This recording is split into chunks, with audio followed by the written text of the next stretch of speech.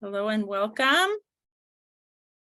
Welcome to our Kids Mental Health Pierce County webinar. I'm going to let a couple more folks trickle in. I'm so excited to have everyone joining us today for a very special resource highlight.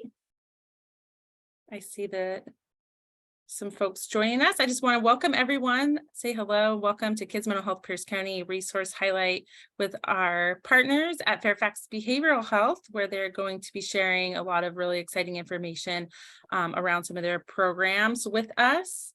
For those of you that are not aware, Kids Mental Health Pierce County is a community coalition of volunteers, providers, and organizations that are working together to streamline behavioral health needs here in Pierce County and connecting with our surrounding communities. My name is Vanessa Adams. My pronouns are she, her, and I'm the program coordinator for Kids Mental Health Pierce County. I have the pleasure of connecting with some of our providers in the community. And today we have three really incredible folks from Fairfax who will be joining us today. Gina will introduce herself and go over a couple logistics, and then we'll get started with the overview. Thanks, Vanessa. Hi, everybody. I am Jana Capadu. I use she, her pronouns. I am with Kids Mental Health Pierce County as a program coordinator as well. A couple of the logistics that Vanessa referenced that I would be covering is, as this is a webinar format, all of your comments, questions, you can absolutely direct in the Q&A portion that's on the bottom center part of your screen. I'm going to be monitoring that throughout the presentation of our lovely presenters here. So anything you put in there, I'll go ahead and I will bring up when there's a natural pause. I found from our presenters that they're very open to having conversations and questions answered throughout. So go ahead and drop that information. I'm also going to be monitoring for any technical assistance needs. So that's pretty much all of the logistics I've got. Vanessa, I can turn it back to you. All right, thank you, Gina. And I am just excited to introduce our partners from Fairfax. And the first, I will introduce Diana. Thank you. Thank you for having us. Thanks everyone for giving us your time today. We're honored to be here. So we wanted to just first introduce ourselves. I'm Diana Chinea, the Director of Business Development. Kenneth Syverson, you'll meet him as well today. And we'll also, who's our lead community liaison. And we're also very excited to introduce our new director of our outpatient program, Victoria Trofimovich. And she's not new to Fairfax, but new to being our director. Wonderful leader, fantastic clinician, and really just genuinely excited for you to get to interact and listen to her today as well. Before Kenan and I introduce you to her, we both wanted to just give you a little bit of an overview from 30,000 feet up of our program and who we are as Fairfax. So he and I, you can move to that next one, are going to just give you a quick kind of overview of some of the overviews of the program, and then we'll move into Victoria, and you'll meet her. For those of you who haven't heard of Fairfax, we are a 221 bed psychiatric hospital. Services for inpatient are for 18 plus. And that includes psychiatric, co-occurring, and detox services. And those beds, 221 beds, are across 3 campuses that are in Kirkland, Monroe, and Everett. And then we have a really robust outpatient program that we're really excited to focus and talk about today. And that's broken into many tracks. But we also have it broken out by age. And so there's adolescent tracks, and we base that on those who are ages 13 to 17. And then we have multiple tracks for those who are 18 plus. We have PHP and IOP programs for adolescents as well as 18 plus. All of our group therapy programs are trauma informed. All of our clinicians are LGBTQ informed.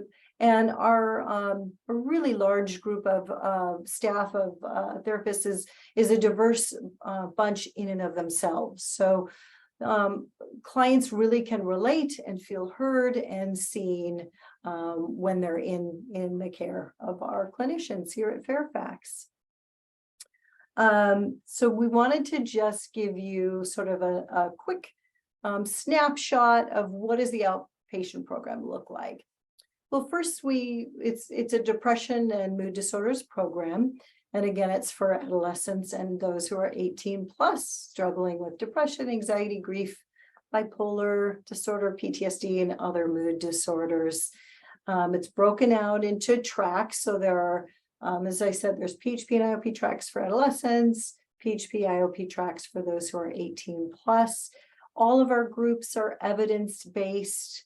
And Victoria will get into this a little bit more too, but if you're in PHP, you'll be using a lot of CBT, ACT, and DBT.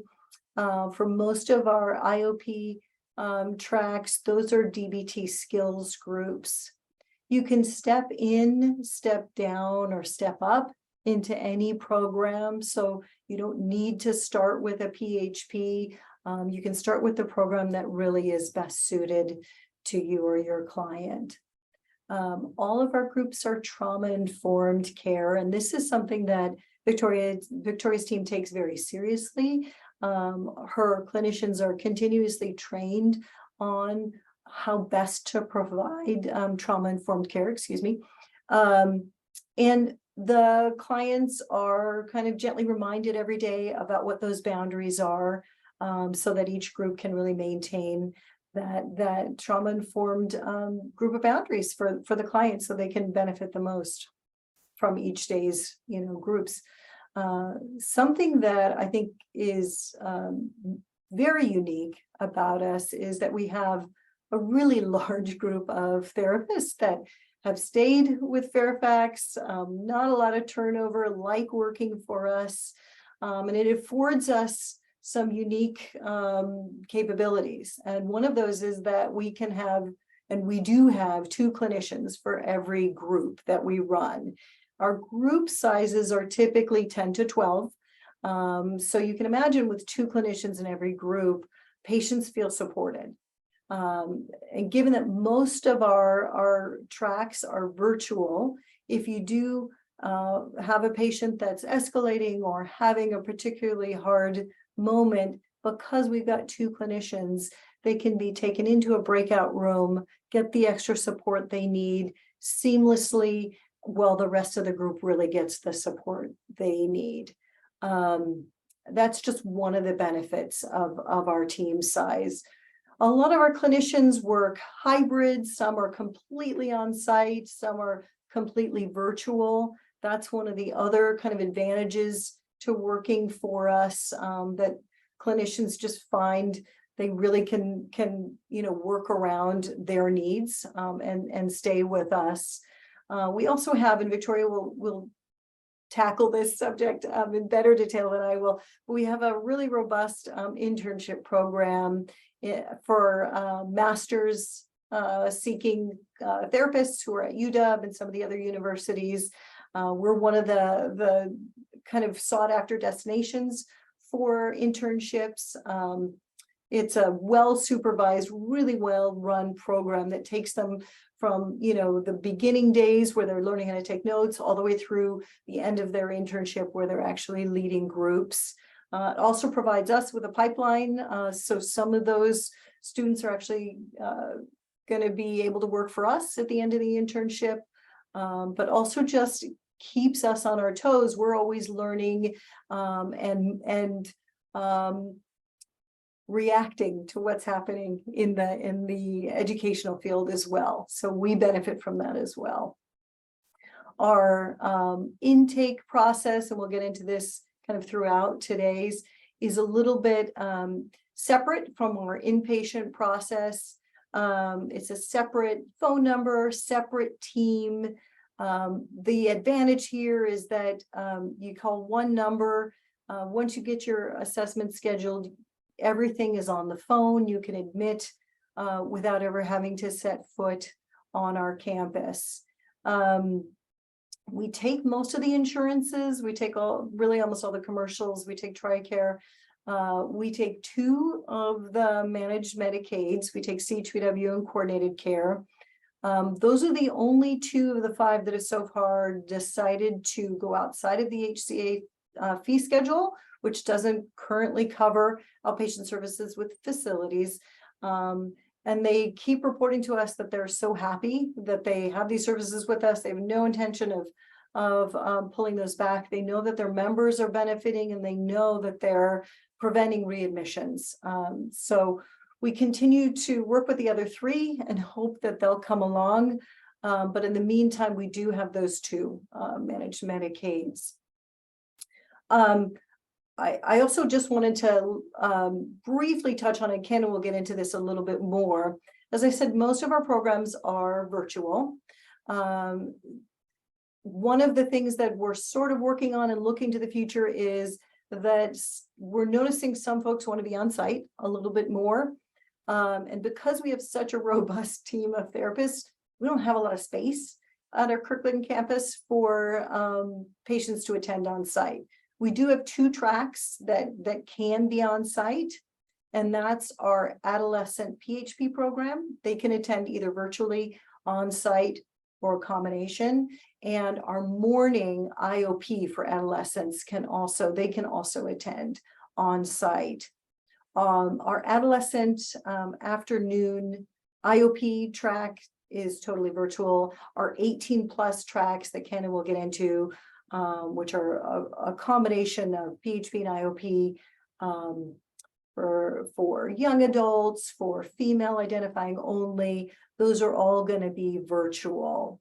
And again, because there's 2 clinicians in every group, most of our clients really tell us they have the same, if not better, experience than when they were on site, because there's just so much added support for them.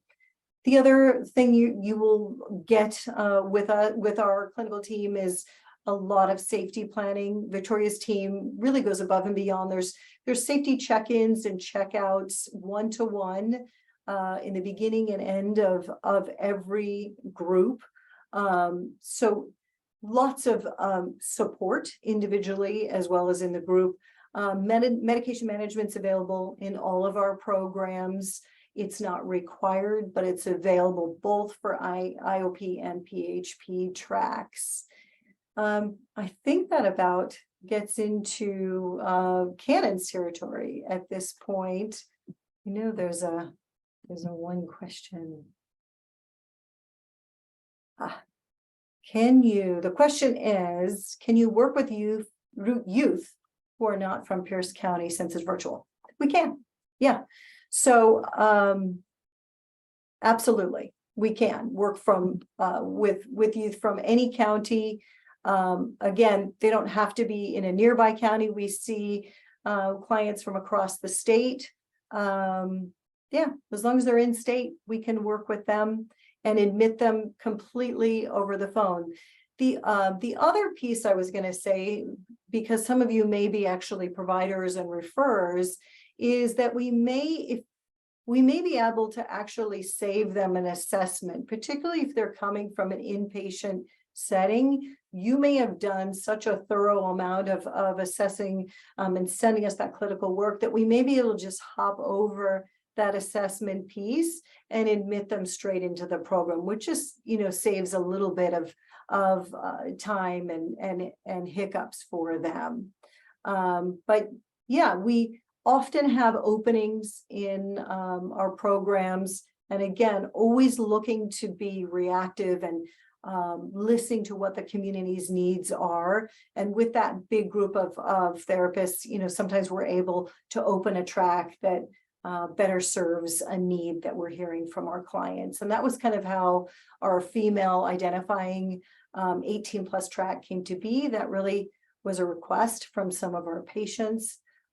You'll hear from Cannon the start time of our adolescent PHP and morning IOP was also a result of requests from adolescents who wanted a little bit of a later start time. So that starts at 9:30 and goes to 3:30, whereas the 18+ IOP PHP, starts at 9 a.m. The afternoon adolescent IOP starts at 4 p.m. That too was a request from some of our clients who wanted to still be in school and not have an IOP that went so late at night, so they could still get some of their work done. So we created that 4 to 7 adolescent IOP just for those folks that requested that.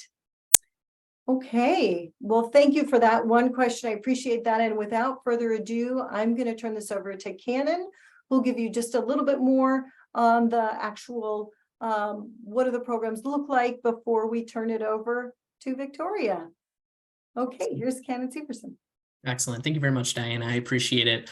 Myself, I'm Cannon Syverson. I'm the community liaison here at Fairfax Behavioral Health. And essentially my objective is to really inform, educate individuals on particular service offerings that we provide for, adolescents, young adults, seniors, just adults in general that are really struggling, going through a magnitude of, mental health dynamics, crisis, and, issues impeding their day-to-day life on the mental health and SED side. And I'll briefly touch a little bit on the admissions process. Again, just reiterate some of those insurances that we're in network with and kind of talk about what a PHP is, an IOP.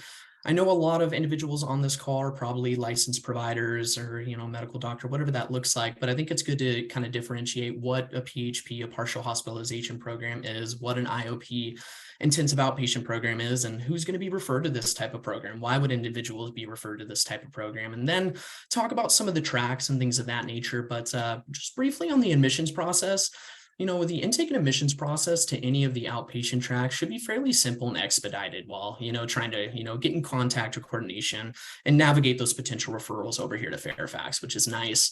I think, the model that's been created with our outpatient intake team has really helped expedite that process where individuals can self-refer. If an ED in a local emergency department, maybe they're coming from TG at Tacoma General or Seattle Children's, any provider, case manager, family care coordinator can definitely help handhold and expedite those referrals just to ensure that they're comfortable calling in. I think it's really scary. It's very overwhelming sometimes reaching out and asking for help. And I think in a social media age where there's so many direct influences on our day-to-day, it's difficult sometimes to be able to reach out to mom, dad, guardian, or whatever that process looks like, to be able to ask and answer, how do I get help? I'm struggling with X, Y, and Z, and I don't really know where to turn to. A lot of the individuals that come into our level of care, have never experienced individualized counseling. They haven't been a part of a support group. Maybe they've, mom and dad have been contacted by the school counselor because the school counselor's, getting an idea of maybe that individual's isolating or disassociating themselves, or grades are slipping. So there's a magnitude of issues why individuals could potentially be coming into our level of care. With individuals being referred to us, a lot of the folks are going to be, active, presenting active suicidal ideation, even potential passive suicidal ideation. Maybe they had a recent ED visit, for a magnitude of mental health dynamics, some self-harming incidents, heightened anxiety, heightened depression. I think, again, reiterating that isolation and kind of disassociation effect.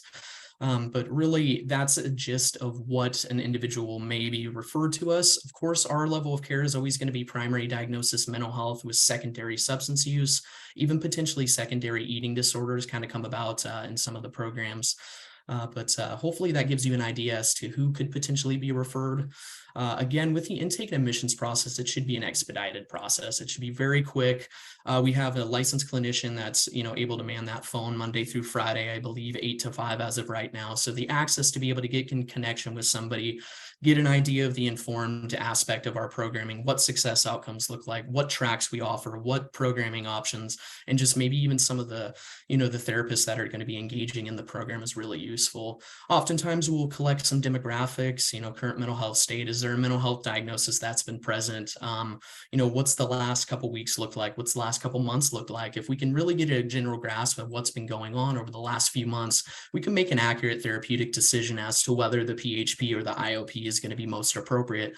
Oftentimes, or here and there, of course, the PHP may not be appropriate. Maybe they need to be stepped up to an inpatient level care or a residential option. But with such a strong therapeutic team here, care coordination, a med management provider, I think all the engagement that individuals get with this program, and Victoria will be able to attest to this and go a little bit deeper into that. It's a really incredible program where individuals have great accountability, engagement. There's check-ins. There's multiple safety check-ins per day. There's safety planning. If an individual is engaged Monday through Friday, Friday, we're going to do a very intensive safety plan to make sure that the family dynamic is safe at home. So Saturday and Sunday that, everything is okay. Again, reiterating the fact, we work with a few of those state Medicaid options. So managed care organizations being CHPW and coordinated care. We work with Kaiser. We work a lot with the military population over at JBLM. So we can work with TRICARE as well. All the Blues, Regents, Aetna, Cigna, virtually every commercialized insurance you could think of, we work with. We don't want insurance to be an impediment, but unfortunately, that's just the world in which we live in. So we're trying our best to get some additional, Medicaid options to be able to increase access. But what's great about this program is just the virtual capacity. Individuals can enroll in this program being in Vancouver, Bellingham, Omak, the San Juan Islands. It drastically improves the overall access to be able to get engaged individual sessions weekly, be able to have a provider that's able to administer medication management, small group therapy, selective pull-out groups addressing particular needs. And then with that, again, reiterating back to that admissions process, we'd get an insurance authorization through that particular provider, and then we would do a phone assessment. That's a little bit more intensive aspect where we would need that adolescent or even potentially young adult that's being referred over to us on the phone. That typically can take anywhere from 30, 45 minutes. Again, demographics, mental health state, what medications, where are you currently located? How's the family dynamics? Are you in a safe place? What are you looking for in terms of success outcomes? Why were you referred to here? And it just gives that adolescent an additional, reasoning as to why they would enroll in this program.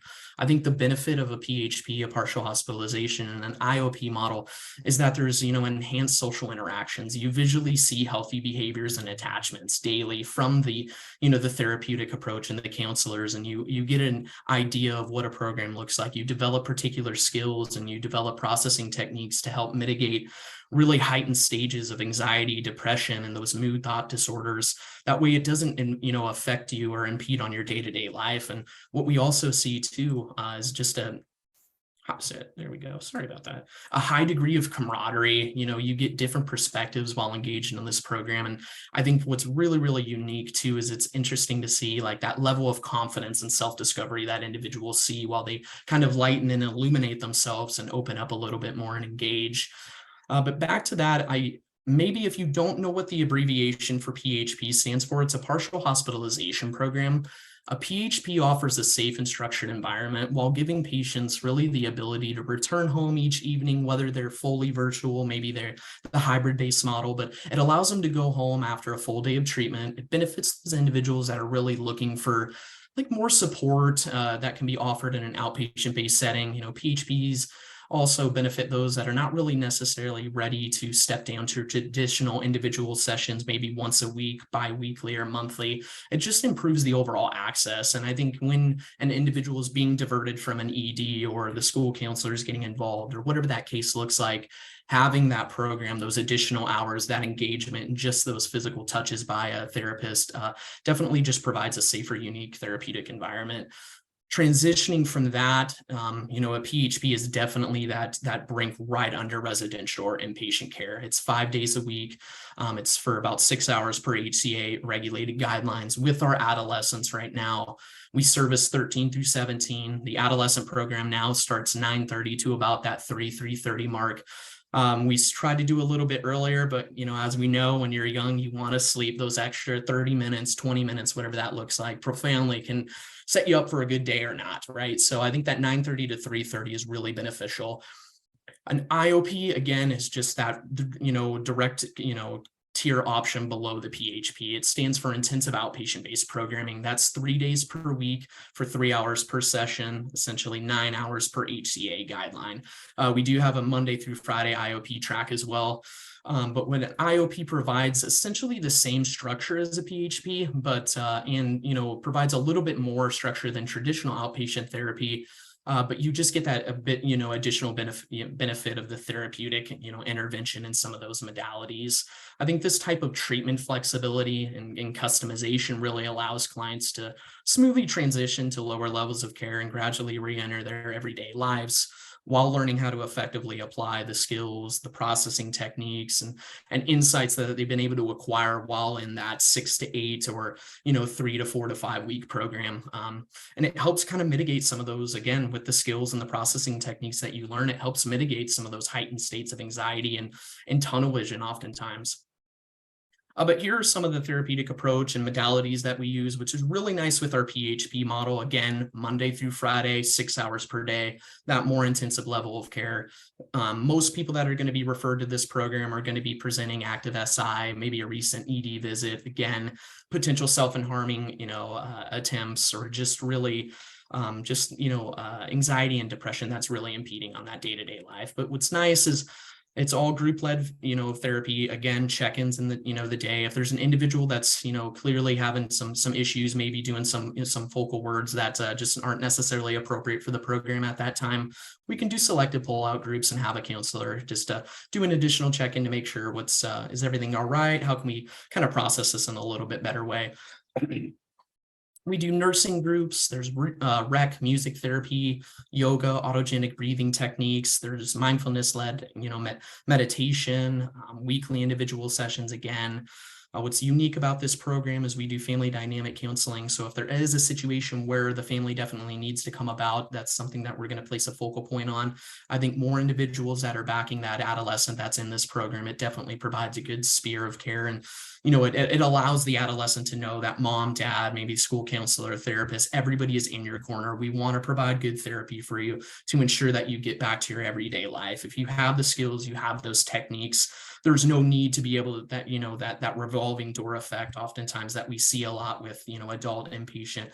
If we do a good job and engage and really hold individuals accountable in that PHP IOP level of care, they just have good success outcomes. And I think Victoria and her team having those added clinicians, that 1-to-5 ratio, it's just profoundly impactful. Victoria's really led a really robust program that's allowed us to really grow and touch individuals all over the state and just make sure that adolescents are able to seek out those care options. Again, heavy emphasis on DBT, dialectic behavioral therapy, cognitive behavioral therapy, acceptance and commitment therapy. There's abbreviations on the screen. I just like to say them sometimes. If you don't know them, it's always good to hear. And then, again, we're implementing right now that hybrid-based model. We would like a full on-site option here in the next coming months. Hopefully we can do something along those lines. Again, AM and PM IOP options. Again, with the added, group support, family dynamics, we do a PM DBT skills group, potential need for. What's nice about this program, I should also reiterate, is that you can self-refer, direct admit to the PHP, you can self-refer, direct admit to the IOP level of care. It's ultimately determined on our Victoria and then the clinical team making that accurate therapeutic decision as to what level of care, what track is going to be most feasible for them. And then, of course, time frame and availability comes into play. We want to ensure that kids are still enrolled in school, they're still participating in sports, and they're still, prospering in their day-to-day life outside of their academics. So we're trying to be as flexible as possible with, programming hours. And Victoria can allude to that a little bit more. They've been very flexible in terms of maybe even splitting up some of those IOP days just to adhere to the schedule of those individuals as well.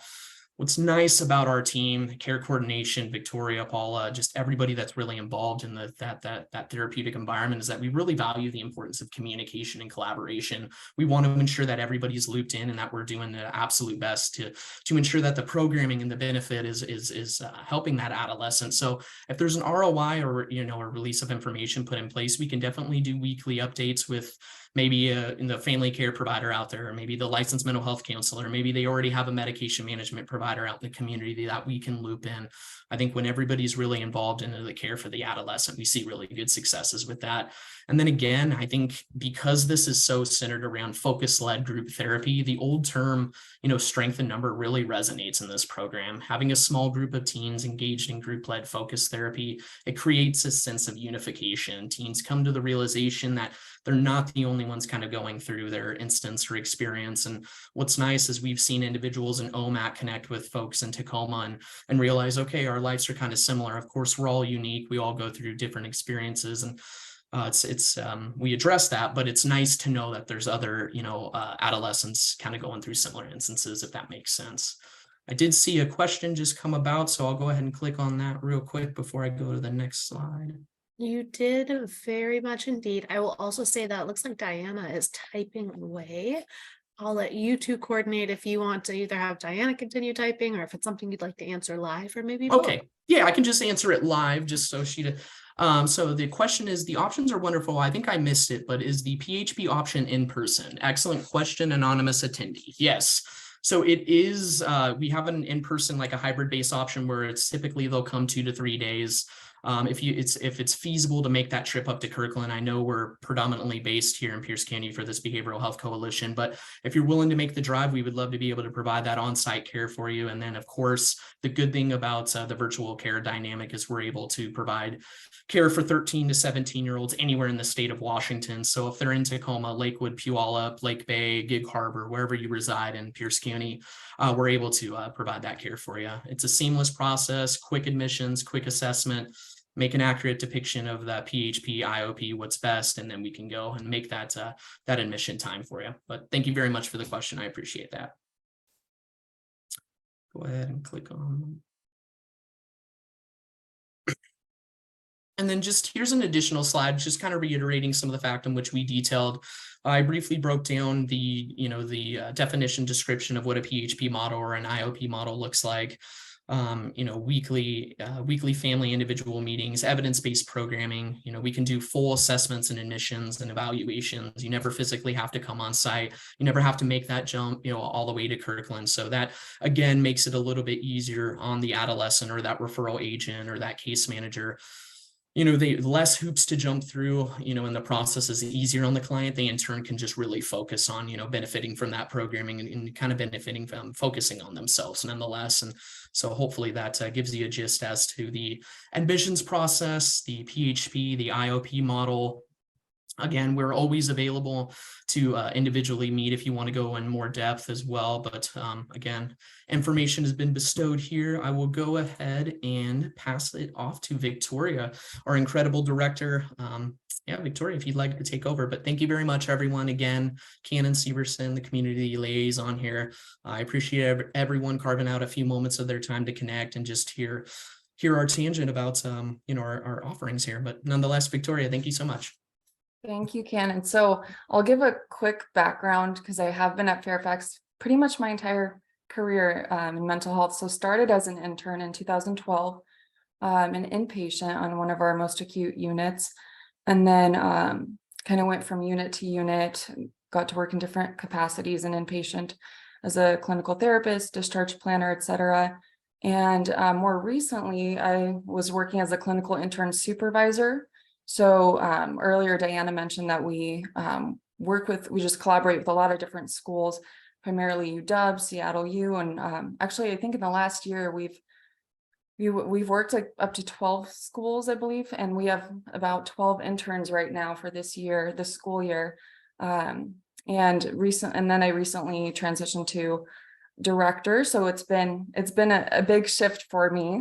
So I've been working closely with Canon, Diana, and some of the other leadership team, and I wanted to talk about specifically with the virtual piece. Our program has grown so much in the last 3 years, and I remember we were kind of the pilot program as far as corporate for going from in person to virtual when everyone first started finding out about COVID, and it was a really scary time.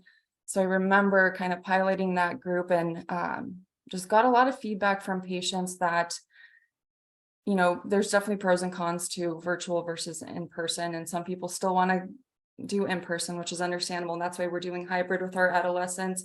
But some of the feedback I got consistently as one of the clinicians is that transportation wasn't nearly as big of an issue. Like Canon mentioned, we have people from all over Washington state that can easily log into their phone or their laptop, and they're able to attend programming, whereas some people might, they have small children at home, so they're not able to make the commute every single day. So this I think allows for more flexibility, and because of the way that our groups are structured, we have, I think, a very solid structure in place in terms of when we start our morning psychoeducation group, and then process group, and then we end with our daily checkout. It's created a kind of like a routine for the patients for when they leave our program, they're able to maintain the routine that we've helped kind of establish for them in the home. And then Canon, is there anything specifically that you'd like for me to elaborate on about our programs like PHP versus IOP?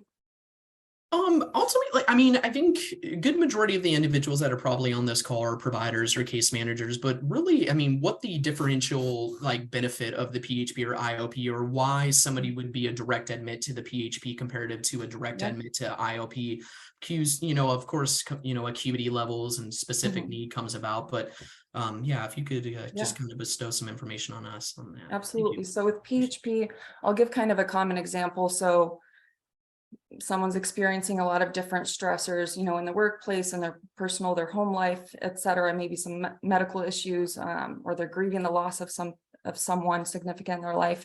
So maybe they're going to go on a leave of absence, and because they're not able to show up to work every day, they're just not able to kind of perform at what is their full capacity.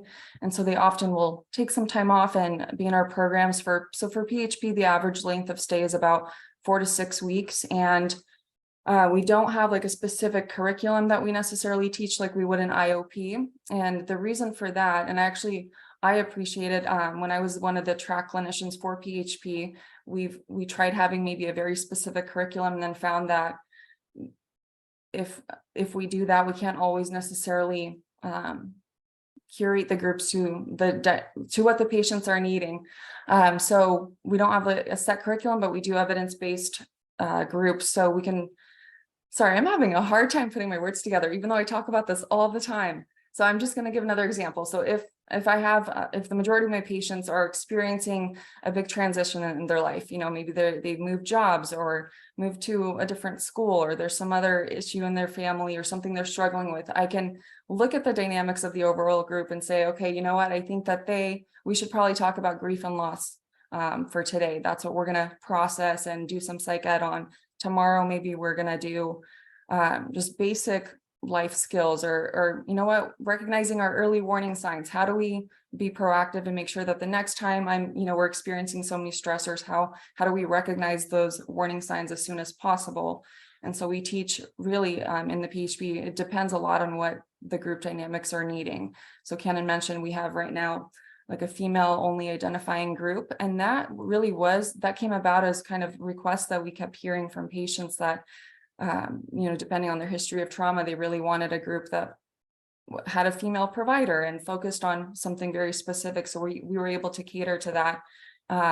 More recently, we also had a young adults program, because there were people, ages 18 to 25 who maybe can't completely relate to someone 50 and up, or someone that's younger than that. So we were able to kind of curate the material to that group of patients at the time. And then we also had an older adults group, again, for similar reasons, where they wanted to kind of relate to people in similar life experiences. Whereas with PHP, it's extremely flexible in terms of content. With IOP, this is often like we'll have people from PHP step down to IOP. And this is really great because for people who want to go back to work, they feel like they're ready to go back to work, or they work throughout the day or go to school throughout the day, they're able to just log in the evenings from 5 to 8, 8:30 and attend our program 3 times a week, in addition to all of their other responsibilities. At the same time, for some people, evening doesn't work. Maybe they work night shift, or that's when they want to spend time with family. So then they attend one of our AM IOP options, or even our PM IOP options. Because like Cannon was saying, and Diana, with adolescents especially, we've tried starting groups at 8, 8:30, just did not work. So even just being able to start an hour later at 9:30, we've seen, I think, an influx in admissions and people being able to attend the program as scheduled that way.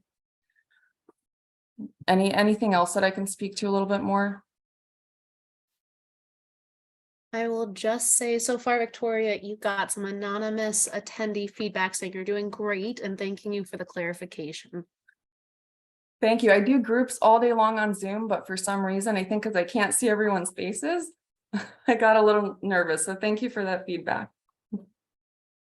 And then Victoria, if you could just allude to, as someone successfully is completing the PHP or the IOP, what can we do to ensure safety to that next level of continuum of care? What does discharge planning or safety care coordination look like on our end, just to make sure that, whatever that next step looks like, they're in a good place and we're definitely doing our due diligence? Yeah, so when someone admits, we have them, we work with them. One of the staff does help them complete a safety crisis plan, and then we update that, like very thoroughly update that every week. So I'm gonna kind of jump around just to give a bit more context, but every Friday, because we don't have programming on the weekends, we have a group, skills group called Weekend Planning. And so we have the patients kind of plan for the weekend, you know, are they going to be at a family gathering, and that might bring up a lot of social anxiety? If so, what are some coping skills that they want to have handy? Who's their point of contact as far as, you know, emergency contacts? What do they do if they're sorry, my fridge was making sounds. I don't know if you guys could hear that. So or maybe they're not going to be at a family gathering on the weekend. Maybe they're completely alone, and as much as they love having the time to sleep in and just rest, I think being alone all day can also be very isolating, and it can definitely increase some of our warning signs. So planning very specifically to the weekend they're going to have. Then in addition to that, every day we do a checkout with our staff, and this one is individual. We pull in everyone at the after groups one-on-one and go over a risk assessment regarding suicide, and going over their safety plan. Is there something we need to adjust? Do we need to maybe have a family meeting or involve any other support persons to discuss next steps? Or like Ken and Diana mentioned, sometimes we decide, you know what, maybe you need a higher level of care. You can always come back to PHP, but at this time it sounds like, you know, after assessing with the doctor too, sounds like you might need to go to inpatient for a bit, and then we're happy to have you come back. And then once they do PHP and they feel like they're ready to step down from PHP, but maybe not fully out into the community quite yet, we would then step them down to IOP. And then before they completely leave our program, we do make sure that they're set up with local resources.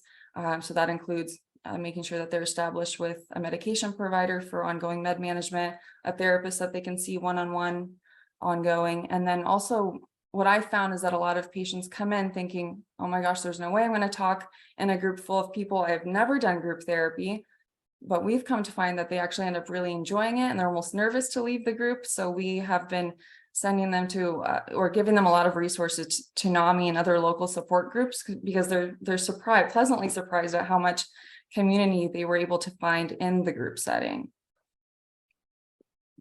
Were there any other questions? Not so far, no.